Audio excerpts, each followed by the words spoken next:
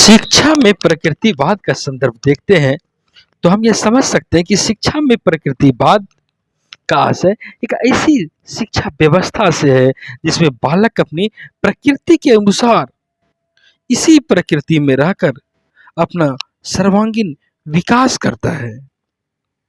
और भौतिक प्रकृति की बात हो अथवा बालक की आंतरिक प्रकृति की बात हो, अपनी मूल प्रवृत्ति, आवेग, क्षमता आदि के सहारे बालक अपना विकास करता है। शिक्षा में प्रकृतिवाद लाने का श्रेय हम लोग रूसो को देते हैं, जीन जैकस रूसो को। हालांकि इसके पहले भी शैक्षिक विचारधारा के संदर्भ में देखें तो प्रकृतिवाद का प्रयोग हमें मिलता है, बेकन ने किया है, कैमेनियस ने किया है। और उसके बाद प्रकृतिवाद के समर्थकों में बैसिडो, पेस्टोलॉजी, हर्बर्ट स्पेंसर, फ्रोबेल आदि के भी नाम आते हैं। इतना समझ लें कि जो प्रकृतिवादी होते हैं वे पुस्तकीय ज्ञान को शिक्षा नहीं मानते हैं, बल्कि वास्तविक शिक्षा उनकी नज़र में वह है जो मनुष्य को मनुष्य की प्रकृति के अनुकूल विकास करने एवं जीवन को सुखमय बनाने में सहायता करती है। ये स्पष्ट कहते हैं प्रकृति की ओर लौटो, प्रकृति का अनुसरण करो। और प्रकृतिवादी ही बालक की शिक्षिका होती है, प्रकृति ही उसकी शिक्षिका होती है। यही कारण है कि प्रकृतिवादी बालक को प्रकृति के अनुसार विकसित होने की बात करते हैं, इसके लिए प्राकृतिक वातावरण प्रस्तुत करने की बात करते हैं।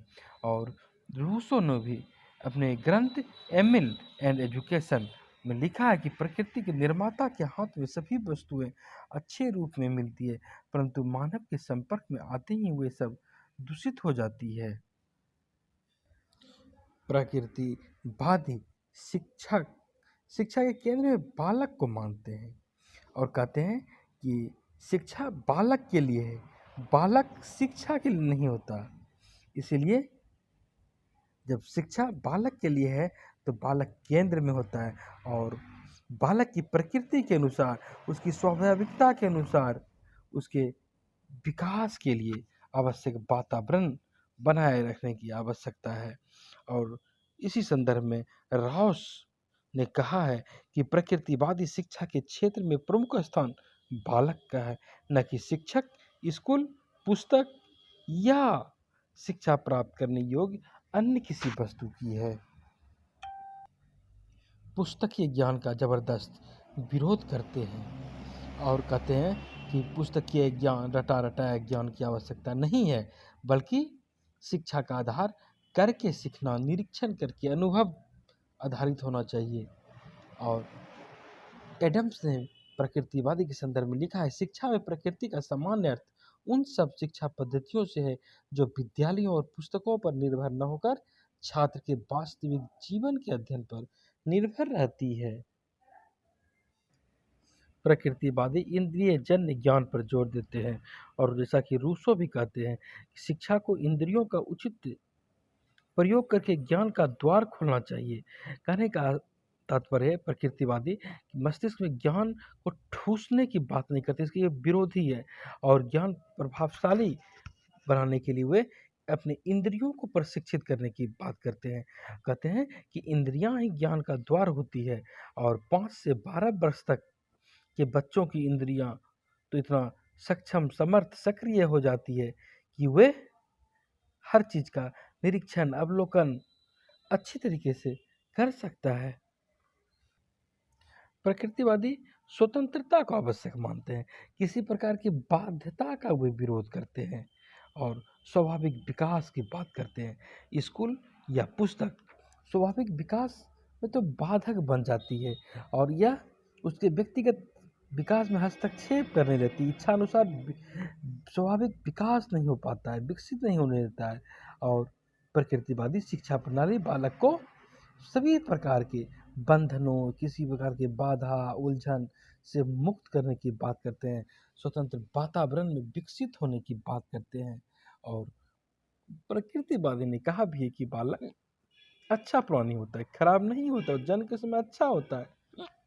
और यदि भय तथा घृणा की सब बातों को दूर कर दिया जाए तो यह हमेशा अच्छा ही रहेगा। निषेधात्मक शिक्षा की बात प्रकृतिवादी करते हैं, और निषेधात्मक शिक्षा का अर्थ है निगेटिव एजुकेशन। अब जैसा कि जे.एस. राव ने कहा है कि निषेधात्मक शिक्षा का अर्थ निकम्मेपन का बात नहीं होती है, बल्कि निकम्मेपन की से बचने की बात होती है।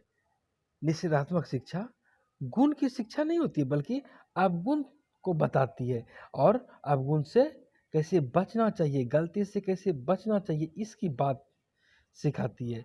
और जो गलत बात है उसका ज्ञान होना जरूरी है, और यदि जो गलत बात है, जो असत्य बात है, उसका ज्ञान हो जाएगा तो जाहिर है कि उसे सत्य की शिक्षा ही मिलेगी।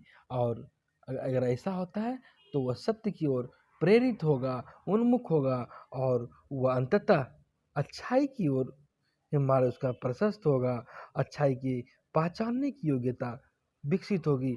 इसलिए यहाँ पर प्रकृतिवादी निषेधात्मक शिक्षा की बात करते हैं। यह नकारात्मक शिक्षा है, लेकिन अवगुण की जानकारी देता है, और अवगुण की जानकारी किस किस चीज़ से हमें बचना चाहिए, किस किस चीज़ का हमें वर्ण नहीं करना चाहिए।